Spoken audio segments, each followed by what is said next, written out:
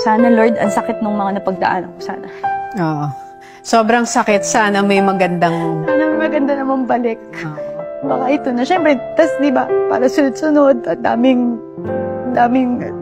ng husga. Dahil lang nakita nila yung maliit na part na yon, nahusgahan na nila yung hanggang since birth mo, na masama kang tao, na ipinanganak kang masama. Ang daming kwento na lumabas na gusto ko nang depensahan yung sarili mo. Hindi mo na pwedeng depensahan kasi may video na eh. Hindi, tsaka yun na eh. Yun na yung tingin sa'yo ng tao eh. Pag nalumabas ka pa, defensive ka na. So sabi ko, nag-pray ako ng pray kay Lord.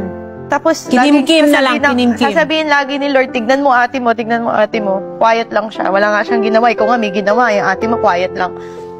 So sabi ko, sige, quiet na lang ako. Tapos pag nanonood ako ng mga gospel, this is your season to shut up. The Lord is saying for you to shut up. Yun ang ganun eh.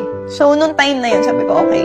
Will din ni Lord yun para matuto ako, para mag-mature ako, para siguro meron ako talagang kailangan pagdaanan to become a better person para sa ano na yung sitwasyon na yun. So hindi ko rin sinisisi, pero syempre masakit. Tapos naisip ko, ang ate, nung time na nangyari sa'yo yun, binigyan ka ng blessing. Binigay sa'yo si Polly. Ito yun siguro. Kailangan ko pagdaanan kasi may ibabalik naman si Lord kung if I'll just become faithful and talagang tanggapin ko yung consequences ng mga actions.